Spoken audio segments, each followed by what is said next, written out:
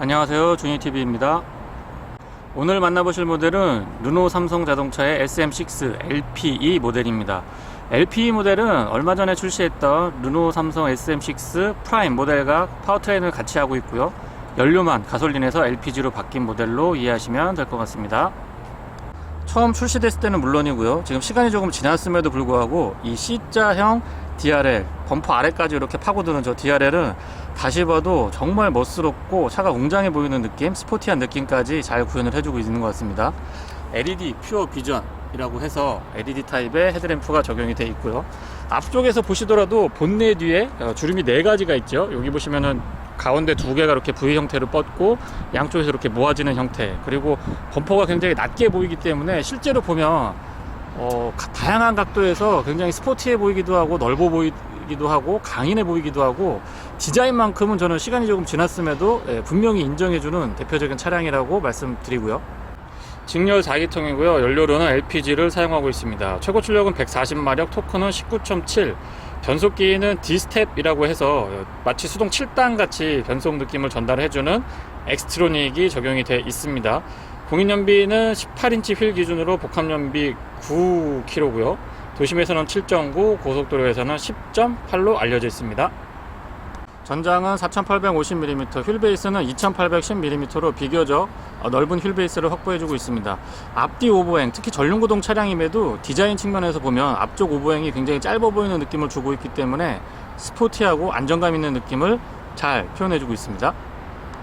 휠은 18인치 사양이 적용이 되고요. 타이어 사이즈는 245, 45, 18이고요.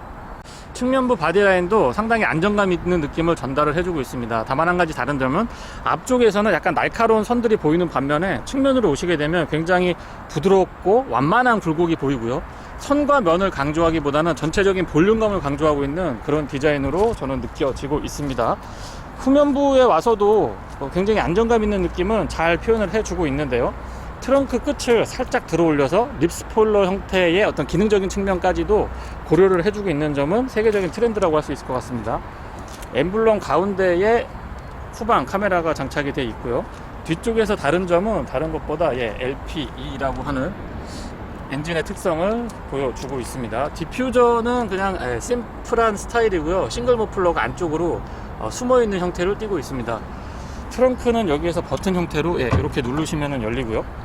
안쪽 공간이 400L가 넘는 걸로 알고 있습니다. 사실상 기존에는 LPG 연료를 쓰게 되면 이쪽에 탱크가 크다랗게 자리를 잡고 있다 보니까 굉장히 협소한 공간을 쓸 수밖에 없었고, 이 좀 보기에도 썩 그렇게 좋은 건 아니었습니다. 뭐 택시라면 영업용이라면 상관이 없지만 이 개인이 타고 다니는 혹은 뭐 영업 목적이 아닌 회사 차를 사용할 때는 공간적인 측면도 그렇고 보기에도 별로 안 좋았는데 지금 확실히 깔끔해진 모습을 보실 수가 있고요. 그러면 연료통은 어디 있느냐? 요 아래쪽에 보시면 도넛 탱크라고 해서 르노 삼성이 특허를 낸 연료 탱크로 알고 있습니다. 굉장히 효율적인 것 같아요. 안쪽에 스페어 타이어 공간이 있는데 그 부분에다가 탱크를 넣고요.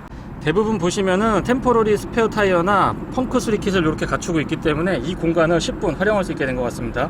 그 덕분에 LPG 연료를 사용하고 있는 차량이지만 지금 보시는 것처럼 이렇게 깔끔하고 효율적인 공간을 확보해주고 있고요. 소소한 부분이지만 트렁크 안쪽에 핸들도 달려 있습니다. 그래서 손잡이가 있어서 이렇게 잡아당기면 닫히는 형태를 띠고 있습니다. 전체적으로 후면부, 후측면부 디자인 한번 보시고요. SM6 LP 실내를 살펴보도록 하겠습니다. 스마트 키는 카드 타입으로 적용이 되어 있고요. 외부에서는 별도의 버튼 없이 손을 가져가면 자동으로 열리는 그런 형태를 띠고 있습니다. 실내를 한번 살펴보면은요, 안쪽에 보시면 기존의 LPG 연료를 사용하고 있는 차량들은 옵션 사양이 굉장히 낮았는데 가솔린과 동일한 옵션을 선택을 하실 수가 있습니다. 굉장히 고급스러운 느낌 잘 가져가고 있고요. 도어부터 설명을 드리면 패널 자체도 상당히 고급스럽습니다. 아마 무엇보다도 이 가죽이 덧대 있어서 이 부분 때문에 그런 고급스러운 포인트를 가져가고 있는 것 같고요. 윈도우 컨트롤은 앞쪽만 오토로 작동을 합니다. 뒤쪽까지 대줬으면 좋았을 것 같은데 그런 점은 조금 아쉽습니다. 넷포켓은 비교적 공간을 넓게 확보해주고 있어서 사용하는데 불편함은 없었습니다. 근데 파티션을 조금 더 세분화해줬으면 좋겠다라는 아쉬움은 있었고요. 여기는 조금 사용하기 불편했는데 주유구하고 트렁크 오픈 버튼이 이쪽에 있습니다. 그래서 운전을 하면서 이 버튼을 찾으려고 하면 쉽게 잘 보이지 않고 사용하기에도 그렇게 편한 위치는 아닌 것 같습니다. 알루미늄으로 SM6라고 플레이트 붙어 있고요. 전동 시트 적용이 되어 있고 럼버 서포트까지 전동으로 포함이 되어 있습니다. 마사지 기능이 있어서 조금 더 편안하게 사용하실 수가 있고요. 시트는 보기에도 굉장히 편안하고 고급스러워 보이지만 실제 앉았을 때도 그 고급감을 이어가는 것 같습니다. 조금 특이한 점은 안장의 이 날개 부분이 다른 차량보다 약간 좀 올라와 있는 편인데요. 그래서 몸을 조금 더 잘 지지해 주고 있었습니다. 별건 아니지만 이렇게 수동으로 안장 길이까지 조절이 가능합니다. 이게 장거리 운전에는 다리의 압력을 좀 줄여주기 때문에 상당히 도움이 되는 옵션 중에 하나죠. 지금 보시는 것처럼 타공 가죽이 적용이 되어 있고 가죽 질감이 상당히 좋습니다. 헤드레스트는 항공기 좌석을 모티브로 했다고 하는데 저는 이 뒷좌석은 편했는데 앞좌석은 그렇게까지 편한 거는 잘 못 느끼겠습니다. 물론 뭐 일반 차량들보다는 편했지만 어쨌든 이런 형태의 헤드레스트가 적용이 되어 있다는 거 알려드리고요. 안쪽에 한번 타보도록 하겠습니다. 버튼 시동이 적용이 되어 있고요. 한번 소리를 들어보시면은요. 네, LPG 연료를 사용하고 있다 보니까 가솔린 엔진보다는 한 박자 늦게 시동이 걸리는 걸 확인하실 수가 있습니다. 소음하고 진동 수준, 아이들링 시에는 뭐 거의 가솔린 모델하고 차이점이 없는 것 같고요. 기어가 D드라이브에 있는 상태에서 잔진동은 조금 더 있었던 걸로 저는 확인이 됐습니다. 클러스터는 3분할로 되어 있고 가운데에는 디지털 타입이고 양쪽에 온도 계하고 연료 게이지는 지금 아날로그 타입으로 준비가 되어 있습니다. 클러스터는 조금 재미있게 변화를 줄 수도 있는데요. 예를 들면 스포츠 모드로 제가 한번 바꿔보면 이렇게 스포츠 모드로 변경이 되고, 요건 컴포트 모드고요. 그리고 에코 모드, 요 세 가지가 굉장히 편차가 좀 큰 것 같고요. 다른 모드들은 기본 모드에서 조금 더 추가되는 형태, 그런 형태를 확인하실 수가 있습니다. 스포츠 모드 재미있네요. 스티어링은 3스포크 타입이고요. 아래쪽에 보시면 그러니까 부드러운 D컷 형태를 띠고 있습니다. 그래서 이런 것도 차량의 어떤 스포티한 느낌을 주는 데는 분명히 역할을 해주고 있는 것 같고요.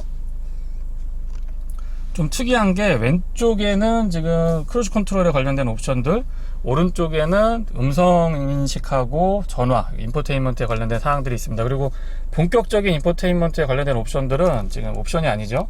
컨트롤들은 이 아래쪽으로 지금 준비가 되어 있습니다.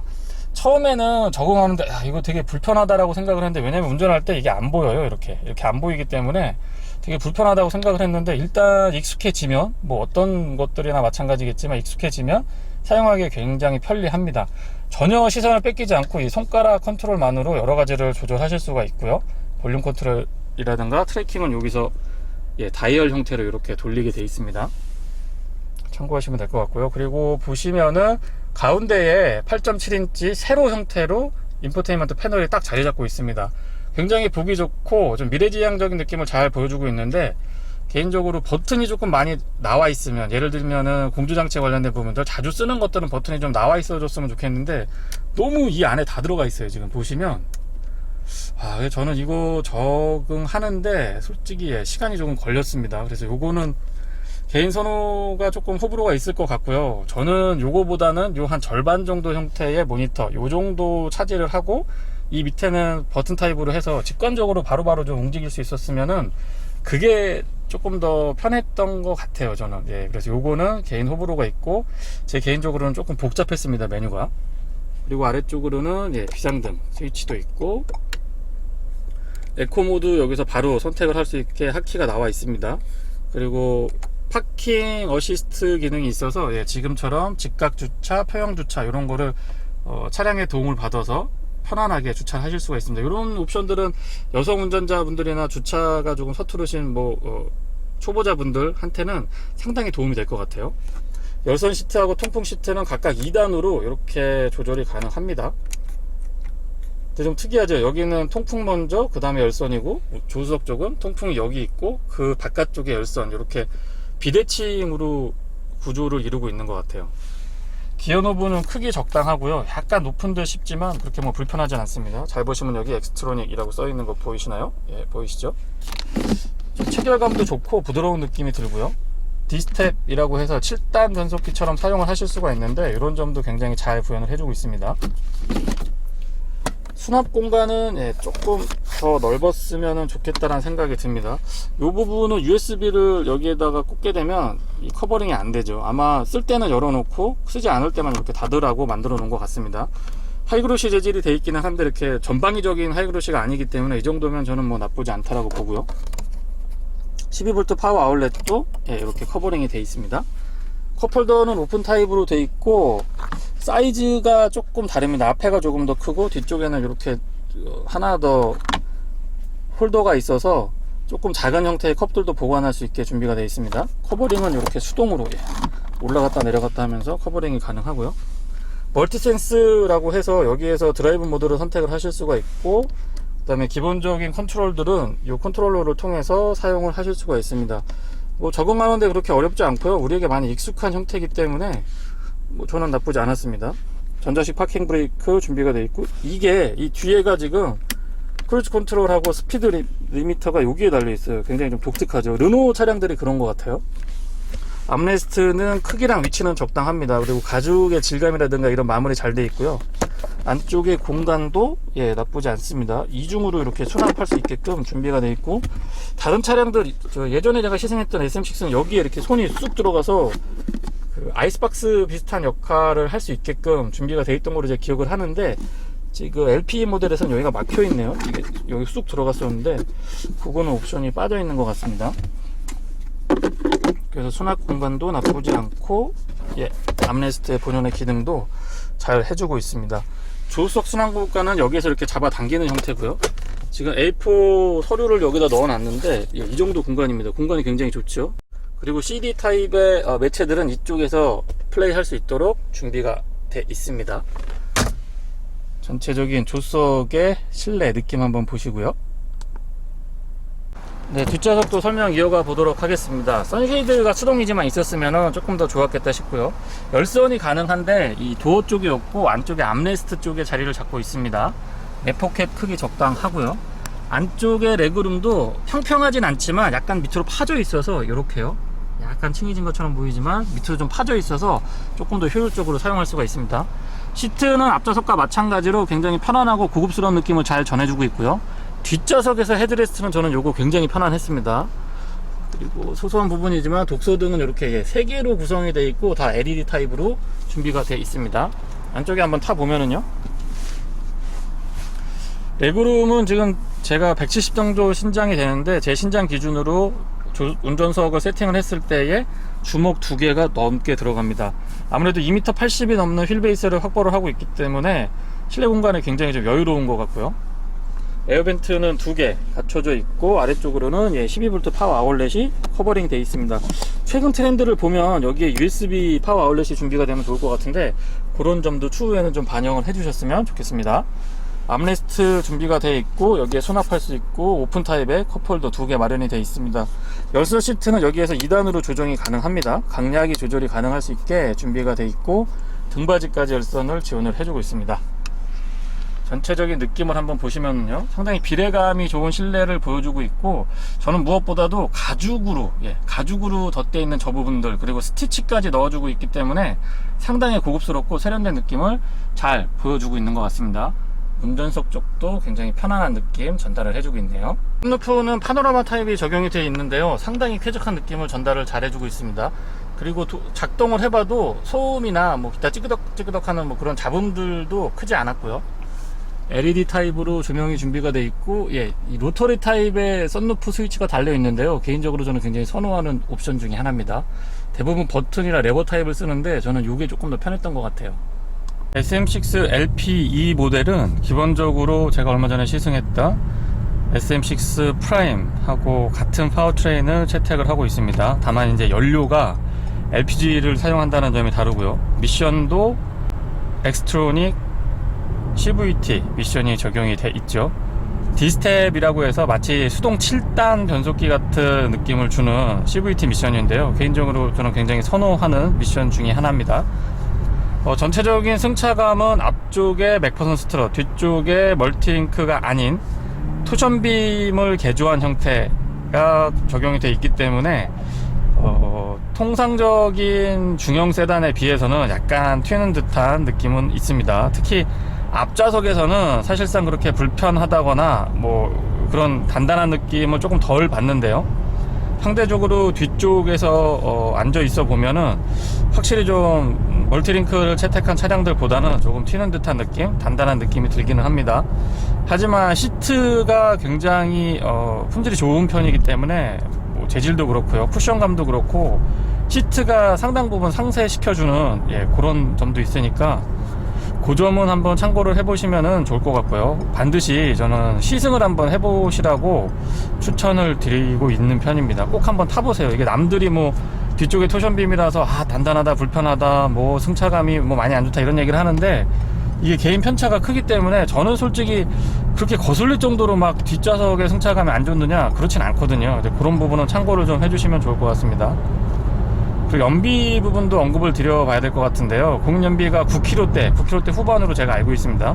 도심에서는 7km대, 고속도로 주행에서는 10km, 11km 정도로 알고 있는데, 실제 제가 한 80에서 100 정도 정속 주행을 자동차 전용도로 했을 때에는 최고 13.2km까지도 저는 확인을 했습니다. 그래서 실제 공인 연비보다 정속 주행을 했을 때에는 조금 더 연비가 높게 나왔고요.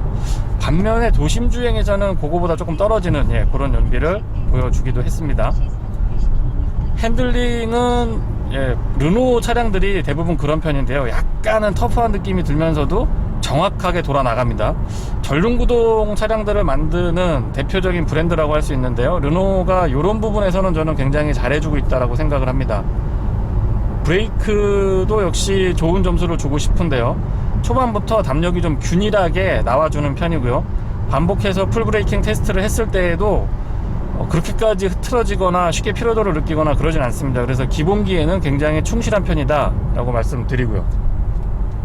8.7인치인가요? 와이드한 느낌이 드는 화면이 여기 딱 자리 잡고 있어서 굉장히 세련된 느낌, 최신 차량을 타고 있는 그런 느낌이 듭니다. 사실 르노 차량들을 타보면 다소 우리나라의 어떤 그 하이테크적인 이미지, 굉장히 옵션이 많이 들어가 있고 좀 트렌디한 느낌의 실내와는 사뭇 다른 느낌을 갖추고 있는데요. 딱 이 화면 하나 때문에 확실히 세련된 느낌이 듭니다. 그리고 최근에 출시된 차량들과 비교를 해보더라도 그렇게까지 빠지지 않습니다. 그리고 제가 지금 시승하고 있는 차량은 거의 풀옵션 모델인데요. 그러다 보니까 이 가죽으로 대시보드도 일부 감싸기가 되어 있습니다. 거기다가 스티치까지 들어가 있죠. 그래서 전체적인 고급감도 한 단계 지금 높은 수준의 고급감을 보여주고 있습니다.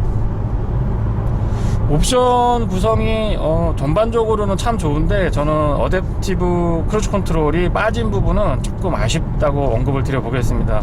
일반 크루즈 컨트롤이 적용이 되어 있긴 한데요, 어댑티브 크루즈 컨트롤이 빠져 있어서 그런 부분은 좀 가솔린 모델하고 거의 동등하게 간다라고 한다면 그런 것도 선택 가능할 수 있도록 했으면 조금 더 좋지 않았을까라는 아쉬움은 있고요. 미션 반응은 CVT 미션의 특성상 전 영역에서 굉장히 부드럽게 올라가고 내려가는 모습을 보여줍니다. 수동 모드로 놨을 때도 D스텝이라고 해서 마치 수동 7단 미션을 사용하는 듯한 느낌을 전해주는데요. 뭐 어느 정도의 체결감도 있고 단마다의 구분도 명확성이 있기 때문에 저는 뭐 재미있게 운전을 할 수 있었습니다. 그리고 멀티 센스라고 표현을 하죠. 그 5가지의 주행 모드를 지원을 해줍니다. 스포츠, 컴포트, 에코, 뉴트럴, 그리고 퍼스널, 이렇게 구성이 되어 있는데 스포츠 모드를 저는 추천을 드립니다. 왜냐하면 이 차량은 지금 18인치 휠 타이어가 적용이 되어 있는 차량인데요, 여기에 ADC라고 해서 액티브 댐퍼 컨트롤이 포함이 되어 있습니다. 그래서 승차감이 보통 그 SM6 19인치 사양에 적용이 되어 있는 댐핑 컨트롤이 18인치와 조합을 이루고 있기 때문에 제가 트림이 굉장히 많죠. SM6가 트림이 많은데 제가 기억하기에는 아마 LP 이 모델이 유일한 걸로 알고 있습니다. 18인치에 어댑티브 댐핑 컨트롤이 들어가 있는 사양은 이게 유일한 걸로 알고 있는데 굉장히 매칭이 좋습니다. 19인치는 사실상 외관에서 봤을 때 어떤 그 뭐라 그럴까요, 자세가 나온다고 할까요, 그런 느낌들은 참 좋은데 차체나 아니면 서스펜션 셋업의 특징을 감안을 해보면 조금 단단한 느낌이 들었습니다. 근데 이게 18인치와 ADC가 결합을 하고 있으니까 저는 한결 좋고요. 또 제가 개인적으로 좋아하는 승차감을 아주 잘 구현을 해주고 있어서 그런 점은 저는 칭찬을 해주고 싶네요. SM6 프라임과 비교를 해보면 사실상 가솔린이냐 LPG냐 이 연료의 차이만 있고 기본적인 파워트레인은 같습니다. 근데 LPG 엔진들의 특성을 보면 상당히 좀 마일드한 느낌이 드는데요. 가솔린보다 조금 더 마일드하죠. 그러다 보니까 CVT 미션하고 조합을 이루면서 굉장히 부드럽고 편안한 승차감을 제공을 해줍니다. 이질감이 적다고 제가 표현을 한번 드려보겠습니다. 이 정도면은 사실상 뭐 연비도 9km 정도 평균 연비가 나오고 뭐 지금처럼 자동차 전용 도로에서는 10km 이상, 두 자릿수 이상도 여유 있게 유지를 해주기 때문에 저는 충분히 경제적인 측면에서 경쟁력을 갖추고 있다라고 판단을 합니다.